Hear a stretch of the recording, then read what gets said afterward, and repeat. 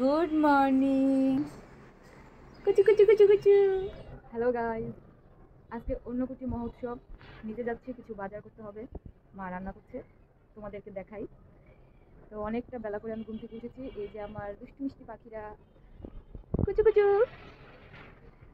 চলো, আজকের এই ভিডিওটা রেকর্ড করতে যে আমার কত কিছু ঝামেলা হয়েছে তোমাদেরকে আর কি বলবো।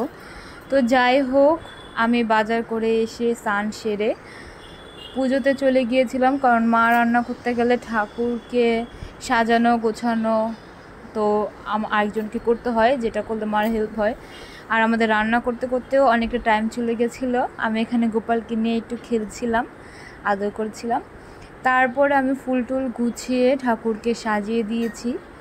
দেখো ঠাকুরকে কত সুন্দর লাগছে, আর আমার পাখিগুলো ডাকছে সাইড থেকে।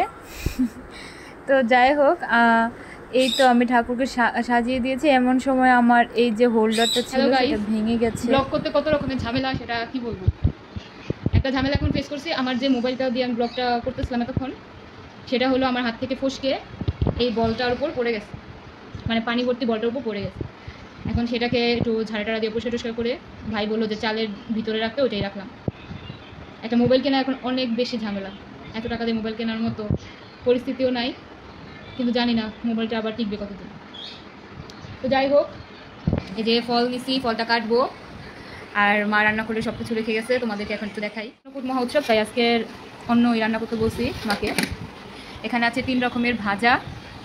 হ্যাঁ, 3 রকমের ভাজা। এটা আছে আলু কপির তরকারি। তারপর কি রান্না করতে দেখি, এটা হলো পায়েস।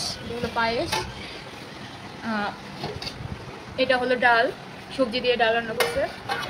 তো আরেকটা তরকারি আছে যেটা রান্না করে এখনো রান্না হচ্ছে।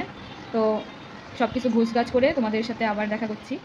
তারপর আমরা সব ভোগ টোগ গুছিয়ে রেডি করে নিলাম ঠাকুর ভোগ দেওয়ার জন্য। এখানে আমি গিরি গোবর্ধনকে বানিয়েছি অন্ন দিয়ে।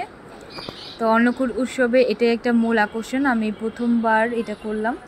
তোমরা বলো কেমন লাগছে। মাঝখানে আরতি হয়েছে, কীর্তন হয়েছে, আমি আর মাই করেছি সব কিছু। তো এখন প্রসাদটা মাখছিলাম সবাইকে দেওয়ার জন্য। বাই।